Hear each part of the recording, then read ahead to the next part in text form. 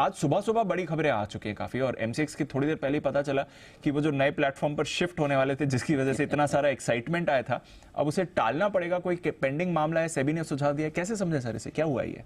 मुझे लगता है अब एमसीएक्स के पास एक ही सहारा बचा है, जिसकी वजह से वो नए ट्रेडिंग प्लेटफॉर्म पे लॉन्च हो पाएंगे।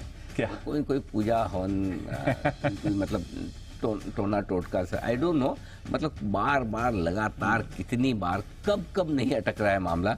और ये तो लीस्ट एक्सपेक्टेड था कि ऐसा भी कुछ हो सकता है कि एमसीएक्स एक दिन पहले अनाउंस करे कि हम 3 अक्टूबर से जा रहे हैं लाइव, और उसके जस्ट एक दिन बाद सेबी की तरफ से आया कि भाइयों थोड़ा रुक जाओ। या पता नहीं क्या हो रहा है, क्यों हो रहा है। अब आज क्या पहले क्या हुआ है वो समझ लीजिए। एमसीएक्स ने कल कहा कि हम तैयार हैं, सब कुछ रेडी है, और हम टीसीएस के प्लेटफॉर्म पे 1 तारीख से शिफ्ट हो रहे हैं, अक्टूबर से। ठीक है, बढ़िया बात है। आज सेबी का ऑर्डर आया है और सर्कुलर आया है, और उनका ये कहना है कि भाई रुक जाओ। रुकने की वजह क्या है? उनका ये कहना है कुछ और अप्रूवल्स बाकी है। अब उस कुछ अप्रूवल में और क्या बाकी है?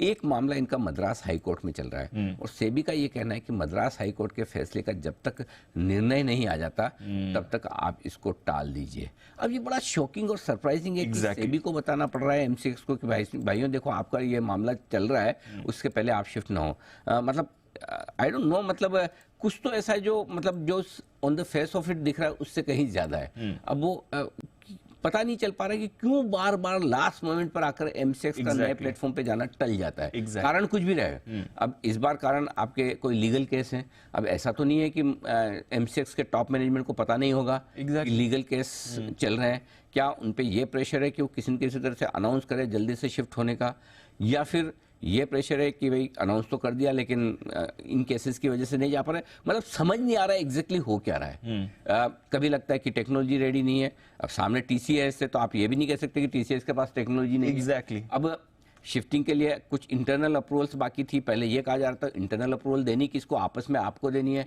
एक्सटर्नल अप्रूवल आपको अगर सेबी की चाहिए, पहले नहीं लिया लॉन्च कर दिया, ये भी थोड़ा सरप्राइजिंग है। अब सेबी को बताना पड़ रहा है कि आपका केस चल रहा है। सो आई थिंक कुछ ना कुछ ऐसा है जो हमें समझ नहीं आ रहा और किसी को नहीं आ रहा। अब रहा सवाल एमसीएक्स पे एक्शन का, अब इसका क्या फर्क पड़ेगा? पहली चीज देखिए, इसमें कोई डाउट नहीं, कल स्टॉक में 8-9% की तेजी बनी। इसी के दम पे बनी कि आप अक्टूबर में नए प्लेटफॉर्म पे जा रहे हैं। अब नहीं जा रहे हैं तो स्टॉक पर क्या होना चाहिए? होना ये चाहिए कि स्टॉक घटना चाहिए, लेकिन सवाल ये कि कितना। क्या जितना बड़ा पूरा का पूरा घट जाए कि अब आप नए प्लेटफॉर्म पे जा ही नहीं रहे? उसका जवाब है ना। पूरा नहीं। देखिए इसमें दो चीजें। अगर सेबी ये कहते हैं कि भाइयों आप जाओगे नहीं नए प्लेटफॉर्म पे जब तक मैं ना कहूं, मैंने डिसीजन दिया है एज ए रेगुलेटर, आप नहीं जा सकते, कैंसिल, तब तो न सिर्फ कल बढ़ा वो, बाकी और 2-5% और घट जाए। Right, correct. क्योंकि आपकी 125 करोड़ रुपए की हर क्वार्टर की सॉफ्टवेयर चार्जेस 500 करोड़ आपको साल के देने भारी पड़ रहा है। राइट, तो आपकी बैलेंस शीट खराब हो जाएगी, प्रॉफिट लॉस खराब हो जाए। लेकिन सेबी ने ऐसा नहीं कहा। सेबी ने क्या कहा है? सेबी ये कह रही है कि भाई जब तक मद्रास हाईकोर्ट का डिसीजन आए तब तक मत इंप्लीमेंट कीजिए। अब मद्रास हाईकोर्ट का डिसीजन कब आएगा नहीं पता, किसके फेवर में आएगा नहीं पता। तो ये दो चीज नहीं पता है। इन दो चीजों का मैं एक जवाब है, कब तक आएगा ये नहीं पता, लेकिन आएगा, ये तो है, ये तो आएगा ही, डिसीजन तो आएगा। अब इनके फेवर में आएगा अगेंस्ट में आएगा ये कह नहीं सकते। अब अगर एमसीएक्स जाकर मद्रास हाईकोर्ट में पूरी तरह से ये रखेगा क्यों वो शिफ्ट हो रहे हैं, उसकी वजह से क्या फायदा है, तो हो सकता है कोर्ट उनकी बात सुने समझे, तो उनके फेवर में आने के चांसेस बन जाते हैं। करेक्ट। सो आई थिंक वो एक रीजन है जिसकी वजह से आप ये मान सकते हैं कि पूरी तरह से मना नहीं हुआ है कि आप नए सिस्टम पे नहीं जा सकते। नए सिस्टम पे जाने का रास्ता खुला है, एक कोर्ट केस सेटल हो गया तो नए सिस्टम पे आप चले जाएंगे। तो ये टाइमिंग के लिए टला है। अब वो टाइमिंग 1 महीना है, 3 महीना है, 6 महीना है, वो मुझे अभी तक उसकी क्लैरिटी नहीं है। एक्सचेंज को हो तो हो, पता नहीं, उन्होंने भी अभी तक दिया नहीं।